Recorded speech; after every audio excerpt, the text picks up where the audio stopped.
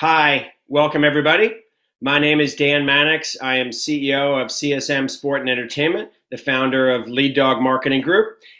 Excited for our discussion today on Sport Integrity 2030, the future of sport. I'm biased, but we have some amazing panelists, which I will briefly call out who they are and then ask them to introduce themselves on their background. But we have Jessica Berman, who's the Deputy Commissioner of the National Lacrosse League, Malaika Underwood, who is SVP of Licensing at One Team Partners, a new innovative organization, and also an amazing professional athlete. Emmanuel Medeiros, who is the CEO of SIGA, and really the force behind this whole Sport Integrity Week. So congratulations, Emmanuel. And Mike Golub will be joining shortly, who's the president of the Portland Timbers and the Portland Thorns, and my first boss at the NBA. So I'm excited for him to join. So Malaika, if you want to give a little bit on your current role and your background, and then Jessica, if you want to go after Malaika. 15 years in the sports licensing industry, the last half of which have been spent representing the collective rights of athletes. I've worked for the Collegiate Licensing Company, IMG Licensing, the Brandar Group, and now One Team Partners. At One Team Partners, we help athletes maximize the value of their name, image, and likeness rights. We manage the commercial licensing rights of athletes across a diverse cross-section of properties, including the NFLPA, the MLBPA, WNBPA, MLSPA, US Women's National Soccer Team PA, and the US Rugby PA. And on a personal note, I've been a member of the USA Baseball Women's National Team since 2006, and I am a passionate advocate for girls and women in sports. Fantastic. Thank you, Malaika. I'm Jessica Berman, and I am the Deputy Commissioner of the National Lacrosse League. I have been in this role actually 1 year this coming Wednesday. I oversee all aspects of the league's governance, operations, revenue, and relevant growth. And I spent before that 13 years at the National Hockey League in two different roles, first as the Deputy General Counsel, and then overseeing the transformation of their CSR work to have it be more aligned with their business objectives. And prior to that, I was a lawyer at the law firm of Proskauer Rose as a labor and employment lawyer. Super. And Emmanuel, I know you need no introduction, but thank you for joining us. Thank you. My pleasure. My pleasure. Would you like me to introduce myself? Yeah. Sorry, I didn't mean to throw you off with that. Absolutely. I thought you wanted me to wear my sombrero, but as you know, I'm one of the founders of SIGA, an idea that one day was born in my head after spending 20 years at the helm of professional soccer, as we call it, football, the real football here in this part of the Atlantic, because we felt the need to create a united front to tackle so many of the challenges that sport was facing and the wider industry, and the established governing bodies were not giving response to, neither the governments. So my background is law, as Jessica. I'm a lawyer by trade, a profession that I love very much, but started in soccer at a very young age. And then I founded the European League Association, the World League Association. I've been in pretty much all leading positions in football. And but now it is my privilege and honor to spearhead the efforts of this growing, amazing community of people, organizations, and leaders, of trailblazers, of influencers that want to see integrity of sport shining properly. So that is, in a nutshell, what I do. Not to cause trouble, at least not every day, but to be a positive agent of change and the values that I believe are important for our society and sport. And if I may, break the protocol. Sorry. I would like to say that it's a true honor to be here with Jessica and Malaika, because they have a long track record of achievements, with huge merit, with huge effort. And this is very timely because we have been discussing right now female leadership in sport and how women can pierce the gender glass ceiling, excel, transcend, and take their own seat at the table, which is where they belong. So, utmost respect, deepest honor, sincere privilege to be here having this conversation with them, not only about the troubled times that we are facing and how to overcome them, but to shape the way towards 2030 and how we want to be in 10 years' time.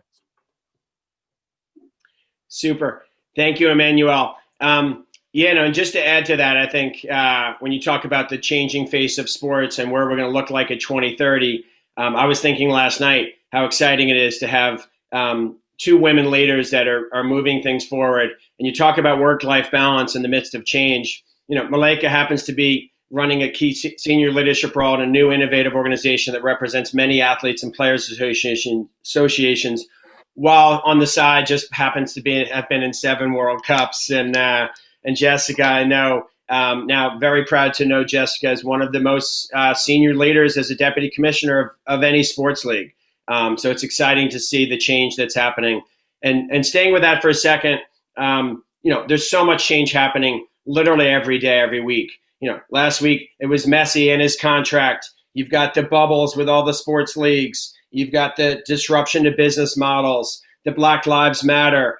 And then even this weekend, the number one player, Djokovic in tennis, being defaulted. There's so much change nonstop and things that you never would have imagined, even things like the LA 2028 logo with very participatory with different groups coming in. So much change is going on. And then you throw in COVID, the race diversity issues, the economic.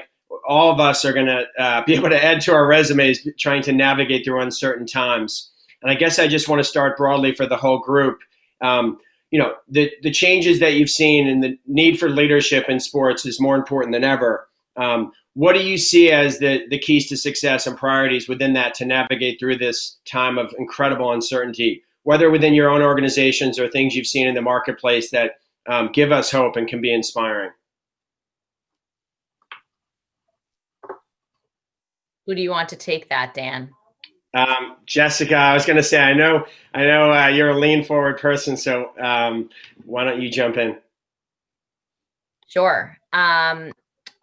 Really, there are two things that I've tried to live by in the course of what I think everyone agrees is really uncharted territory for not just our industry, but the world, with so many different, as you said, influences impacting the day-to-day of how our business has to evolve and change.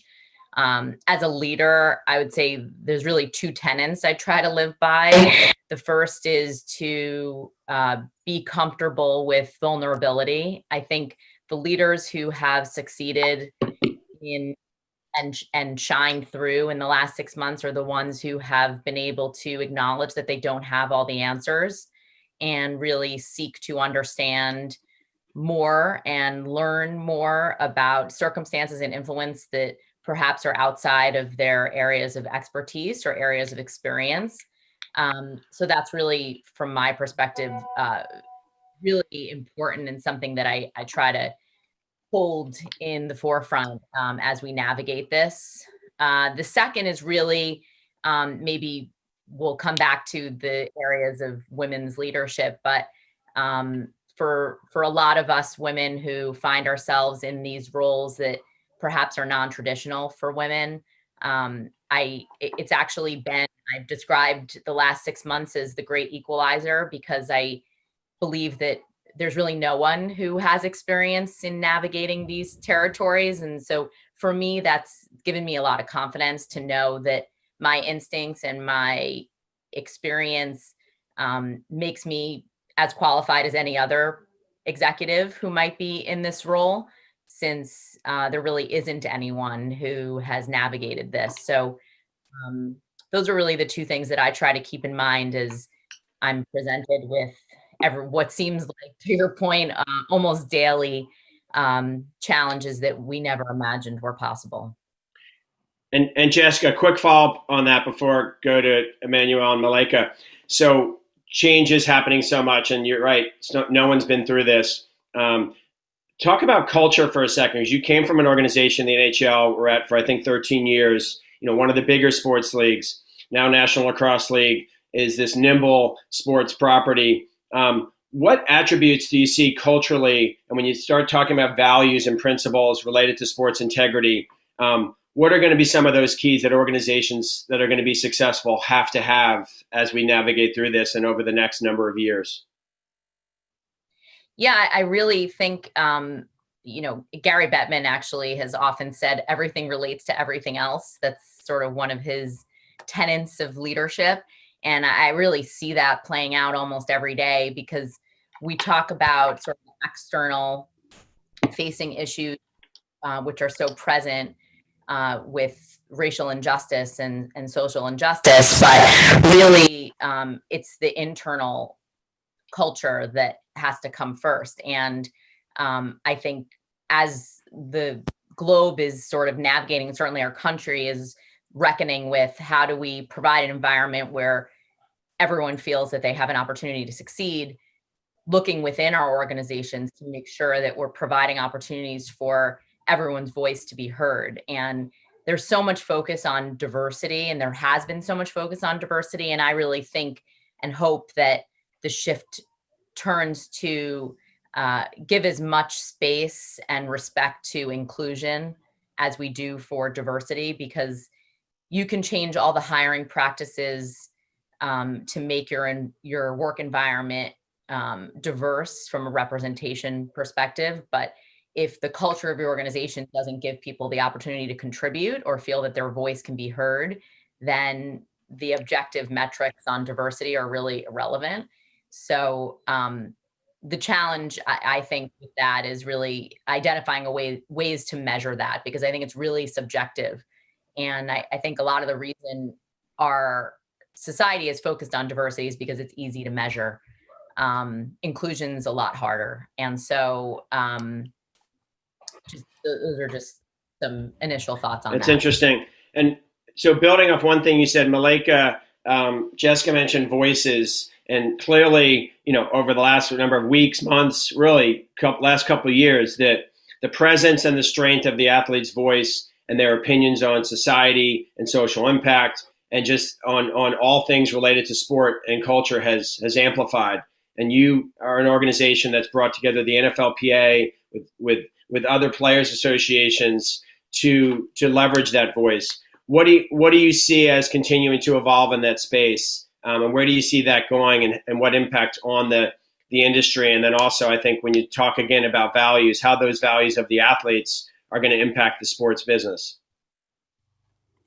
Yeah, I guess I would say first that there's a long history of athletes using their voice and their platform to speak up for injustices. I mean, go back to Muhammad Ali and Tommy Smith and John Carlos, and even more recently, Colin Kaepernick. Athlete activism is just really important because it brings awareness at a wide scale. And I honestly think it will continue to grow.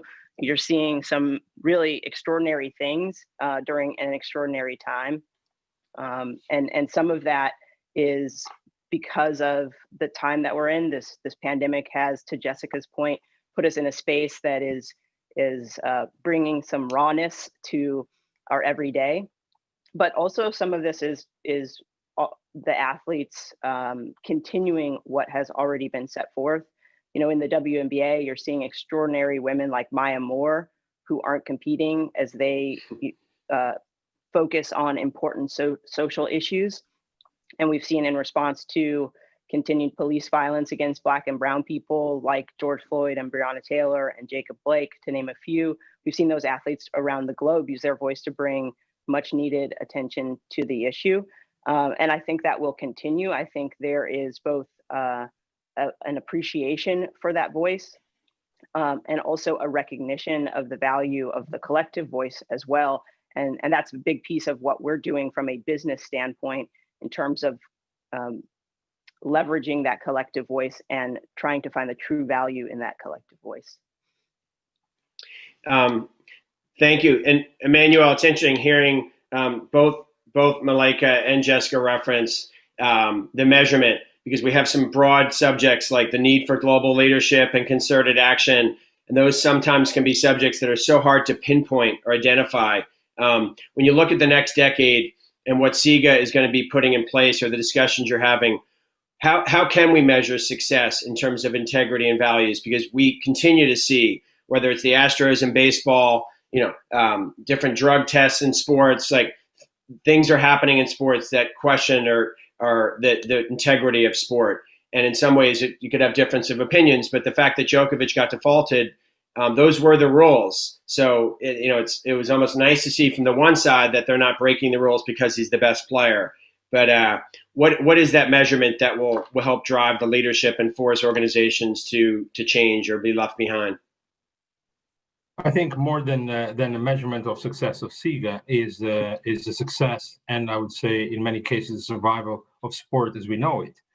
We all know that sport is a force of positive impact, an inspiration, a beacon of hope, and we have seen this recently during this first wave of the COVID-19 pandemic. But in reality, for sport to exert that role, to have that impact, that social power, that social function, it needs to be clean. Everyone needs to and certainly agrees on that.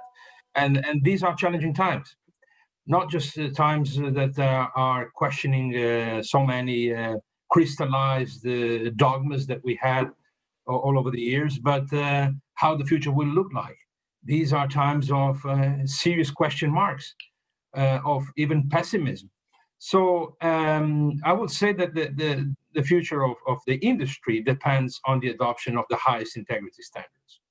And that has to be clear, evident for the fans, the millions and millions of passionate fans that are the driving force of every dynamic and every development, but also for the sponsors, for the broadcasters, for the media, for the governments, and everyone. And I think there are many questions and many stains over the past years, and even more remotely than that. But time to make decisions has come. I think also the perception that these are global challenges, whether you talk about deep-rooted, widespread corruption under the table, under the surfaces, behind the curtains, or illicit financial flows, money laundering, tax evasion, offshore vehicles operating in opaque tax havens, on our faces, without the utmost apathy from governments and international organizations. So this is truly a critical moment, and it's a moment for choices and for decisions. Where do we want the future of sport, this amazing dynamo of cultural, social, economic impact go?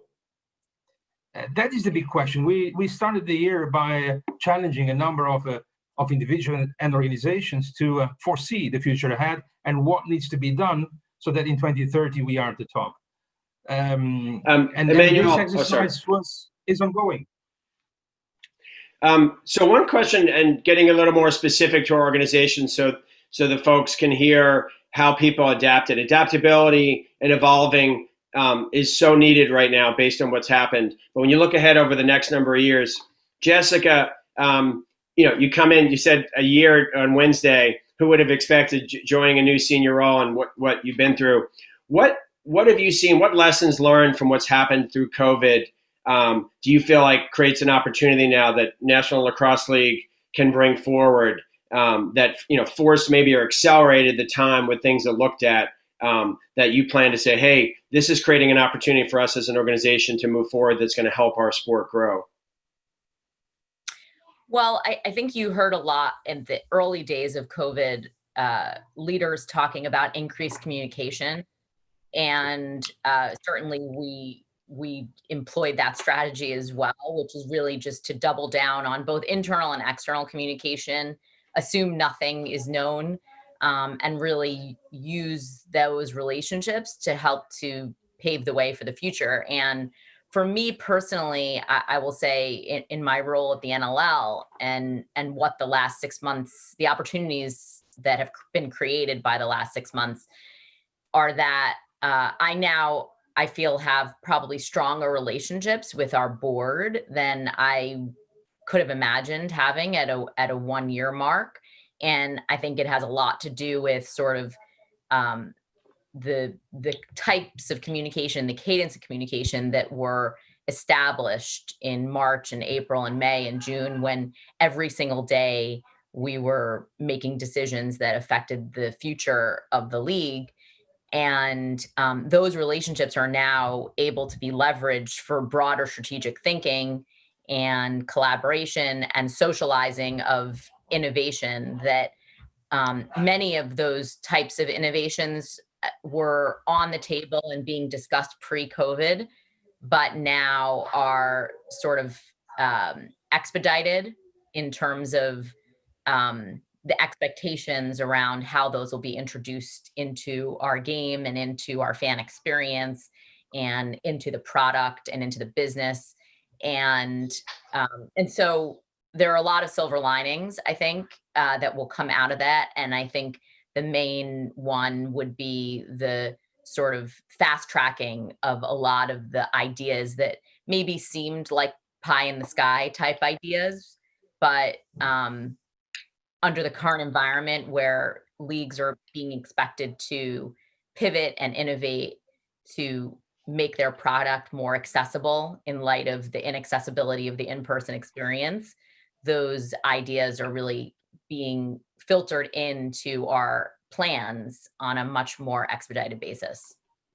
Interesting. So when you talk about the product or the brand being a sports league and the teams, were there any key moments where, because business models have been disrupted so much, and we work with a couple of sports properties where the revenue streams have essentially stopped, were there any moments where discussions saying, no, we can't go there, we can't cheapen our product or add this sponsor to drive revenue because you needed the need to create new revenue streams? I'm sure, I know that's facing a lot of organizations. Did that come across any of the discussions with teams or within the league office?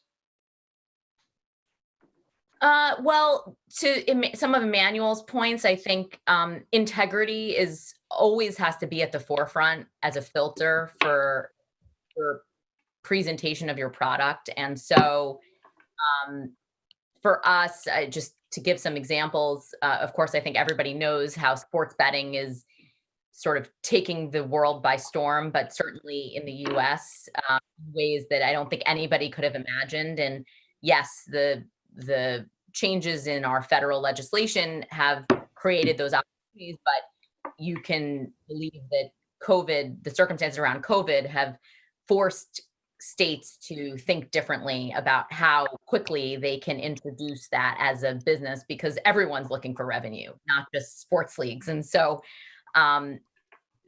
new states are passing sports betting legislation almost on a daily basis.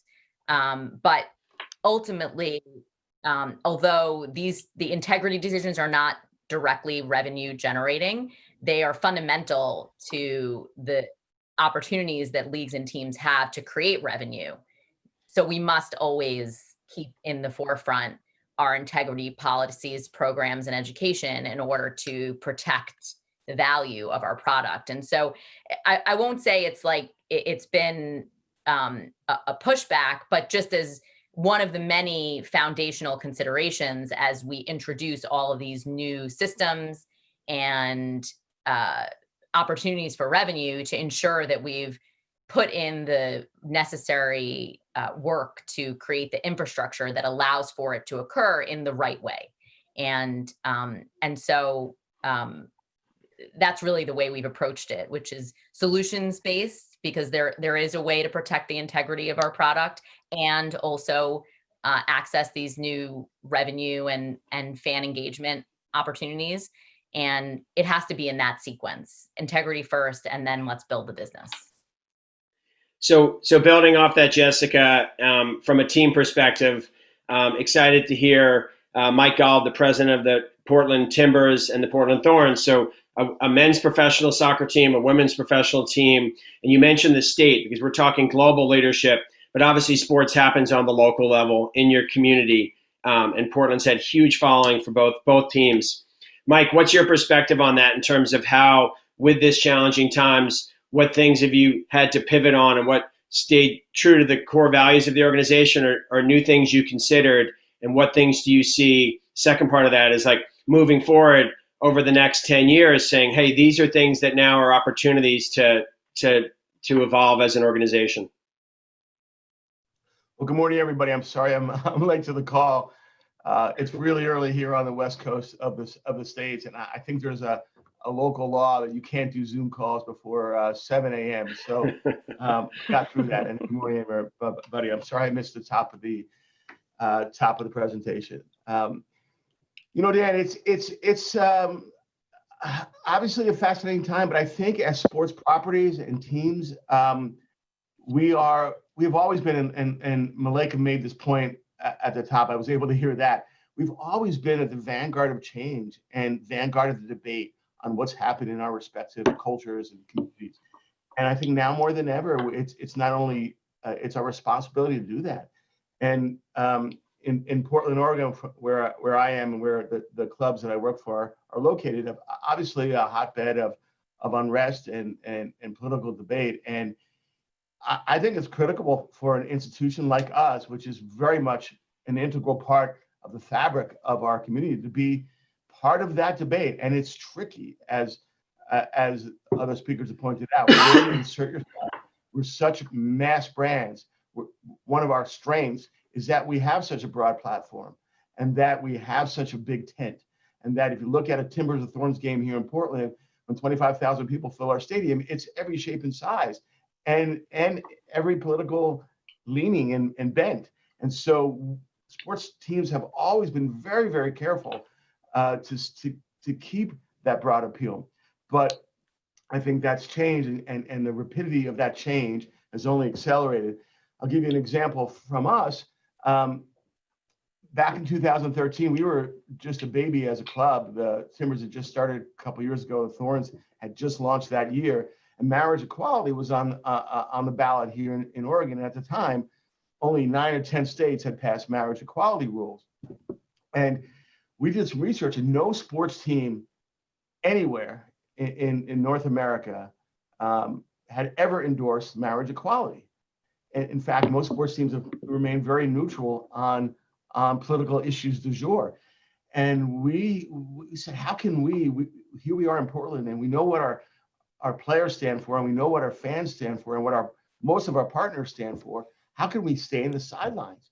And so we became the first team to endorse marriage equality back in 2013. Now it seems, like a no-brainer, but we got a bit of criticism at the time, but roundly approved by our community. And I think this is an analogous time, a different set of issues, but this is an analogous time.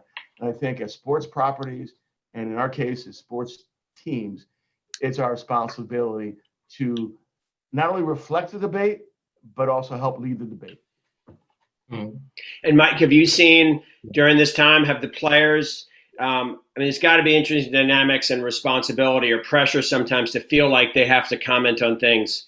Have the players felt like they wanted to have a stronger voice? How much coordination is there with the team on that, or how much are the players just in social media putting out whatever they feel ties to their beliefs? Yeah, I think Jessica alluded to this earlier. As a sports team, we exist to reflect our community and to be a mirror of our community. But we also exist. Our product, what we are, is the amalgamation of our athletes. It's our athletes. And so, even pre-pandemic and pre-George Floyd, we would routinely sit down with our players and really understand what they care about and what they stand for and how they want to be involved. And so we have a really good handle on that before we even craft, our community platform and our messaging. And this is no different. So we have, in our case, we have between the Timbers and Thorns, we have players from 13 different countries. But we have wow. some really impressive African American players, and one of them, Jeremy Obobisi, young man who went to Duke, born in Africa, raised in the States, went to Duke. One of the most articulate, insightful athletes I've worked with over my many years, and he has been very much on the forefront of the debate. And he was one of the handful of players in the case of Major League Soccer that started the Black Players Coalition. And so we let our players be who they are and express what they want to express on all sorts of issues. And when we can help and when they come to us, we facilitate it and catalyze it. So we encourage it. We think it's one of the strengths of our team, and we want athletes who express themselves on the field and certainly off the field. Malaika, as a new organization, One Team Partners has relationships now with so many athletes in different sports leagues.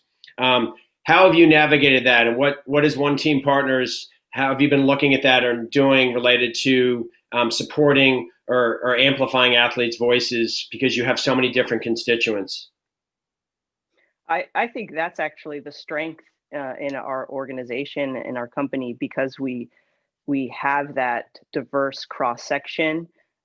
We are helping to elevate not just NFL football player voices, but also women's basketball players and soccer players and others across that group. And I think that there is just so much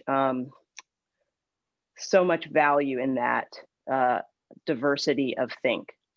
And I also wanted to add something to what Mike just said, which is that it's obviously important for athletes to understand the impact that they can have and continue to leverage their platforms for good. And I can tell you from an athlete perspective, sometimes it takes time to realize that you have that voice because you spend so much of your time focused on on-field achievement and success that sometimes you overlook the role that you play off of it.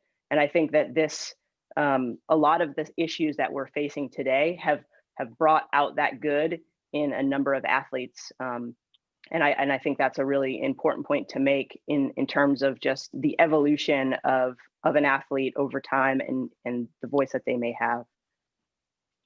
Interesting. So one other question for you, Malaika, and then Emmanuel, I want to get some of the audience questions I'd love to get your perspective on. So Malaika, so much is changing in sports as we're talking about. So when we talk about the next decade, 2030, One Team Partners is in a unique position of just, having raised over $100 million. So now, with disruption of business models, you could say, there's such opportunity to be investing in sports as things are changing. And I'm sure you can get into specifics, but what are the areas that are most interesting to you and the organization as you look at the next 10 years that you think are going to have the most momentum? So the types of areas you're looking that you think are going to be growing within sports business. Yeah, so the structure of our organization, beyond group licensing, which is a big piece of what we do, we work to create new marketing opportunities and also, as you've mentioned a few times here, generate unique deal flow and investment opportunities through our venture investment capabilities. Our venture fund includes all of our player association partners, going back to that diversity of think. And the fund invests in sports-related early stage companies that can benefit the players and also player performance. One unique area that I think will, as we talk about the future, be an important part of things is that we're also leaning into the issue of college athlete name, image, and likeness rights. And we believe those athletes have the right to recognize the value of their intellectual property during their collegiate careers. We're actually, in my opinion, here in the US, in a very transformational point in college athletics. And so I think you'll see a lot of change in that landscape. And I believe that we, as One Team Partners, will be a part of that. Super. So speaking more broadly, again, I know we have a global audience, so I'm going to go to one of the questions, Emmanuel, to get your perspective from SIGA, and then I'd love the panel to share their perspectives. So, talking about leadership, is there a vision for the kind of leadership that needs to bring about change in sport by 2030? I know that's a huge question to try and break down, but when you think about the leadership needed to change sport by 2030, how is SIGA looking at that? And then I'd love to get the perspectives of the panel. Yeah. Well, our vision is encapsulated in documents that are available, but they are very clear. And I think leadership is what you see in moments of crisis, not when things are all nice and easy, but in difficult moments. And in this case, I think the worst enemy is to ignore the problems, is to do nothing. That's the biggest mistake. So we want to use this opportunity to spearhead, to spur, to accelerate, not the diagnosis of the situation and the problems, because those are well known for ages, but the solutions, the antidotes, the roadmap. And this is what we offer to the whole sporting industry, because we have global problems that require global solutions and common approaches. The world is united. The issues and the challenges that you face in the US sports industry are exactly the same as the European and other parts of the globe. So what we need is a global solution to these global problems. How do you do that? Well, first of all, you need to tackle holistically all the problems. We know that they come in relation to governance, the way organizations operate, the democracy, the transparency, the accountability, the engagement of each and every stakeholder, like Malika said, while emphasizing the role of the athletes. We also need to look after the financial transactions, the financial integrity of the whole system, the sports betting integrity, which Jessica mentioned, also creating new challenges, new question marks for the US sports industry and beyond. And finally, taking care of the youth, the future. Youth development, child protection are crucial. So we bring to the table is this holistic, global approach, tackling each and every problem with not with aspirins, but with the real antidote. And we have put this in paper, and we are working with the sports organizations and the wider industry and governments to implement them and to adopt them. We also need to understand that the public opinion demands and expects, and including the fans, demands and expects results, actions, rather than words. So we have developed this independent rating system, neutral, fact-based, objective, rigorous, that will be operated by a third party, which happens to be the best in class, the British Standard Institute, to implement them. This is the only way that sport can fulfill its role, its mission. It is by being clean, by being at the top of the tree, and inspire, motivate, and drive further human, social, culture, and economic development. This is the leadership that we want to see. It's not one man. It's not one messianic figure. It is the whole generation of those who are at the helm of sport, men or women of different backgrounds, different countries, different ethnicities, need to seize this opportunity to do what is right, not to leave it to the next generation, not to delay it. It is right. And in particular, when mankind is at the brink of the precipice, as we are, we do not want to have an opportunity that is missed, because that will be fatal. So we always, obviously, we have a positive tone and a constructive voice. We want to name and fame, not name and shame. We want to convince, not to impose. But that is an opportunity that must be grasped. If it was not grasped, it will be tremendously negative. And I like some of those. I like some of those phrases. And when you think of Jessica, I know I've been seeing you have a strong voice and point of view on social media, which has been impressive. With that also comes pressure. When you think of words or themes for the next decade, which 10 years seems like a long time, with every 10 days bringing so much change, but what areas do you feel like are going to be the keys to the most impactful leadership in the sports industry? Yeah, I come back to really the reason I work in sports, which is that I've always believed that, to quote Nelson Mandela, sports has the power to change the world. And sports are really a community asset. And I think any change effort, culture change effort, has to come back to your values and what you stand for. And if, as a sports organization, you know and understand that you belong to the communities that you serve, and I think Mike referred to it, you want to be a mirror or a reflection of the communities you serve, then the flow chart from there, the workflow from there, the projects you work on, the initiatives you put in place shouldn't be that complicated. And so I think it comes back to being purpose driven and knowing who you are, knowing who you're not, and really owning, being comfortable and courageous in owning the space where you know you should be. And someone who is a mentor of mine has often told me in times of crisis, with any particular circumstances that we're facing, that fear is an opportunity to be courageous. And Yep.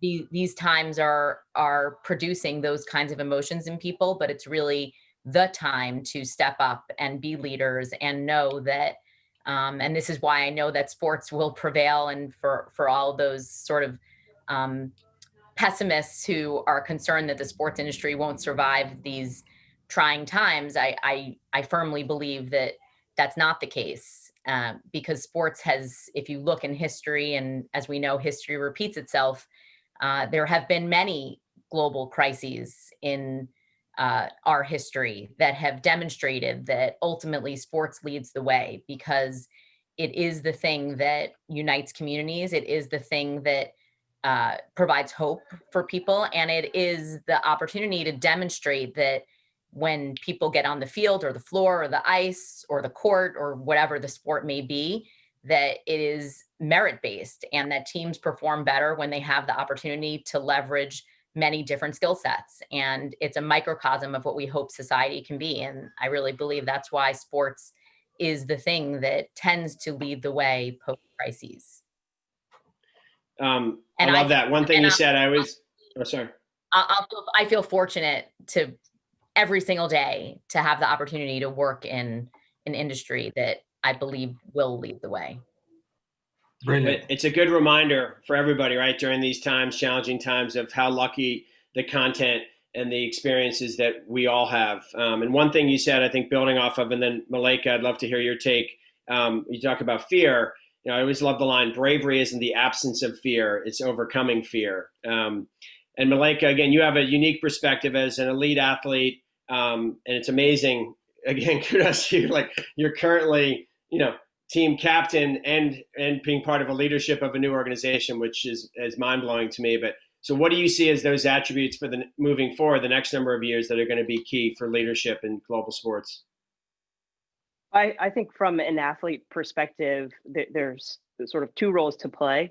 One of them is being a leader and demonstrating the right way to approach things, using their voice to encourage change and support certain issues. But then also the second role would be to keep other leadership, whether that's team, league level, organizing body, politicians, keep them accountable, because they have the opportunity, athletes have the opportunity to do that. So they can both be leaders and also keep other leaders accountable. I think that's going to be, as we move forward, very important in terms of taking the good out of this situation, and sort of recovering from this in a way that puts us at a point beyond where we were prior to it. Yeah, and I Mike, wanted to amplify. anything to add? Yeah, I wanted to, first of all, really appreciate everybody's comments. I'm so glad I got up this morning just to listen to you guys. You guys are awesome. And Emmanuel, you should go on tour, buddy. You are awesome. I can listen to you all day long. Ditto. As soon as they open the airports, I'll be there with you in Portland. Please come. But I wanted to amplify one thing that Emmanuel said. It's in sports, the pressure to think near term and have near term results on the court, on the field. on the financial statement is really, really pronounced. And now more than ever, right? We're getting rocked. Our industry is getting rocked. And I think a great leader, even in these aberrational times, a great leader has one eye on today and tomorrow, but one eye on the future. And I was very struck by Emmanuel's comment about, as leaders, we are minting, if you will, the people who will be in our chairs 10, 15, 20 years from now. So imagine the 8 or 9-year-old kid who's a lacrosse fan or a baseball fan or a football fan, and they're going through this as an 8-year-old or 9-year-old. And why are my athletes not playing today? And why are they taking a knee before the game? And why are they talking about things other than the game? And as leaders, we have to help answer those questions and inform our youth, because those are the people who are going to be running our properties and our teams and our leagues 10, 15, 20 years from now. And if we want real change, it's going to happen now for sure. But the people who pick up our baton, our collective baton, are the people who are going to help continue that change. And so for me, as I sort of live through this with my colleagues, obviously there's some immediate short-term pressures we have to contend with, but I'm very, very cognizant of sort of the legacy that we collectively as an industry are leaving. Thank you, Mike. And I hope we're not cut off as this clock winds down, because I have one more question from the audience. I want to thank Chiels from the Max Fiction National Platform from Amsterdam for the question. And one thing that was mentioned, mentorship. One thing I think is not going to change and hopefully only amplifies over the next decade is the impact that leaders can have mentoring others. I know Mike was my first boss at the NBA when I was 24 years old, and had such an impact on my career. And the fun part of and again, fortunate, as Jessica mentioned, being fortunate in our industry, mentors can come from all walks of life, all sizes. It can be the janitor, the intern, the commissioner. And I think sometimes people get too caught up in just looking to the people with the titles. I met Jessica and totally inspired me and has changed my perspective. So I think, if there was one thing in closing, if there was, and this may a short answer on this one, but one of the questions from Oliver Hines, from the UK, what is the biggest lesson learned from the past decade that will help promote and enhance integrity in sport over the next 10 years? If there was one area you think was a monumental shift that happened that can guide us moving forward, is there one thing or moment or sports event that pops out in your head? I'll just go around the horn. And I tend to go over on time, so I'm glad the clock's at 0 and didn't cut off. But Jessica, do you want to start? Yeah, I would amplify some of the themes we've talked about, which is transparency and vulnerability. I think, again, I've looked to people like Adam Silver as an example. I remember in particular hearing him make some public comments in the wake of COVID-19. And I don't remember exactly what he said, but it was something to the effect of, I don't have the answer. We've never been faced with this before. And I think knowing when to provide the answer and knowing when your leadership is actually to say that I don't have the answer, because integrity issues are complicated. And I can draw upon many examples in my career at the NHL where we were navigating various different integrity investigations. And to Mike's point, the nature of sports is that we want an answer today. And there's a lot of pressure to feel that you have to provide that answer. And if you don't, that you failed or you're inadequate.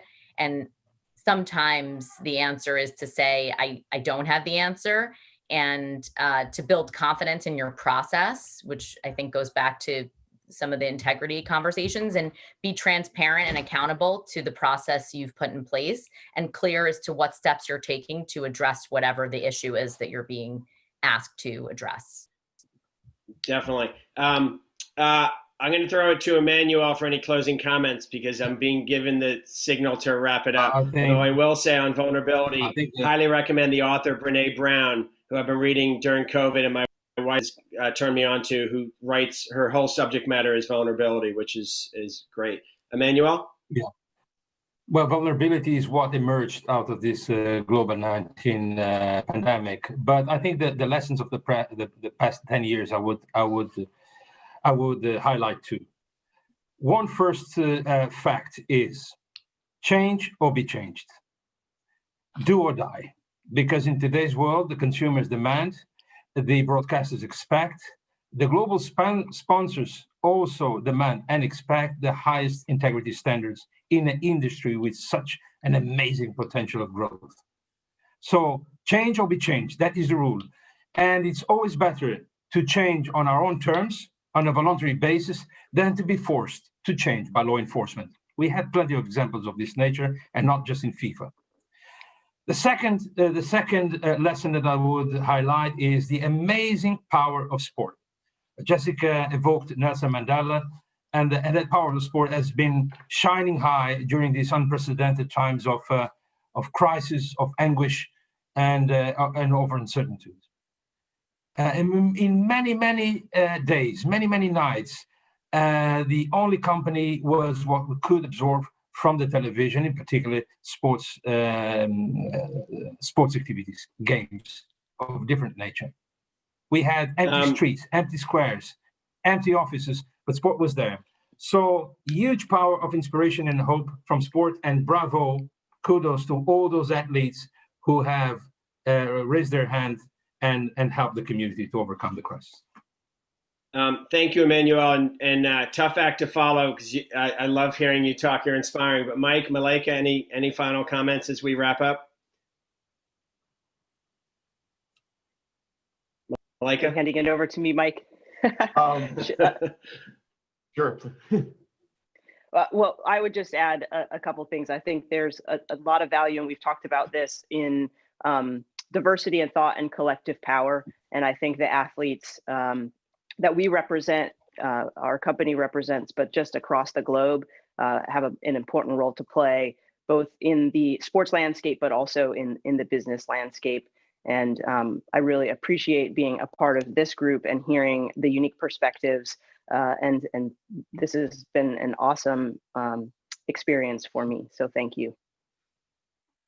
Thank you. Mike? Yeah, Dan and I had, early in our career, had the pleasure of working with David Stern, the commissioner of the NBA, who sadly passed away this year. And one of the many things I learned from David is he was a commissioner of the NBA who was so precise about every little decision and every little detail. And if you think about it, if you act with integrity on every detail, on every interaction, on every decision that we make through the course of the day, and think about how many decisions, small decisions that we make during the day, and how many interactions we have with our colleagues. And if every one of those are done with care and integrity and thoughtfulness, then the sum total of our work is going to be one of integrity.